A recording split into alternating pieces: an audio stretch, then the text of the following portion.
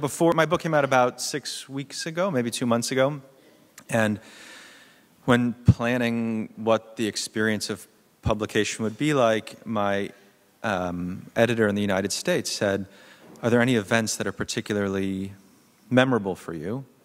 And we could just do those. Like, was St. Louis really nice? Or was Kansas City really nice? Was Nashville really nice?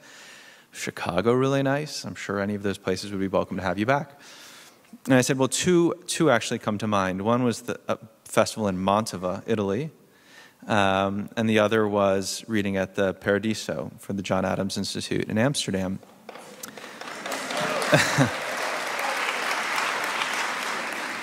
So that was bad news for him, because those are experiences that really can't be replicated in the United States. But the good news for me is I have been able to now do both. I was in Mantova about a month ago. Has anybody ever been to Mantova in Italy? It's a really wonderful place.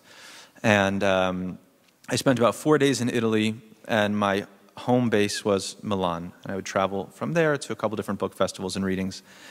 And when I was in Milan, I had a very crowded schedule with interviews and events and such. And my editor said to me on a Wednesday, "Oh, you know, this guy who's going to interview on Thursday is ill, so we'll have about an hour in the afternoon if there's anything special you'd like to do in Milan."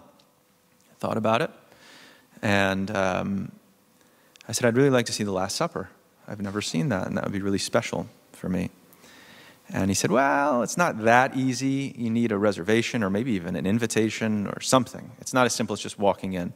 But," he said, "you are a great American author, so it's not going to be a problem. I'm going to get you right in. In fact, we'll butt in front of people. It's going to be your Last Supper to look at." And that night I was FaceTiming with my kids back in New York, and I said, "Hey guys, guess whose dad is a great American author?"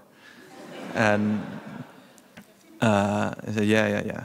And I said, "No, seriously, guess whose dad is going to get to butt in line to see The Last Supper?" They said, "What's The Last Supper?"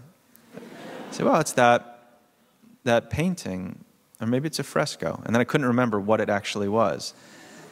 But Da Vinci painted it or made it, whatever one does with a fresco. And I'm like, yeah. I said, "You know, it's like with Jesus." And they said, "Well, we don't care about Jesus." Which, to be fair, in my house, we really don't. And I said, "But it's like a Passover Seder. You know, they're all at a table, and it's the final Seder." And they said, "We don't even want to go to our own Seders in New York. Why would we care that you're an author in Italy going to look at Da Vinci's fresco or whatever?" I said, "Fine." Once again, they were not my core audience. The next morning, when I went down into the lobby to meet my editor, he said, "You are a great American author, but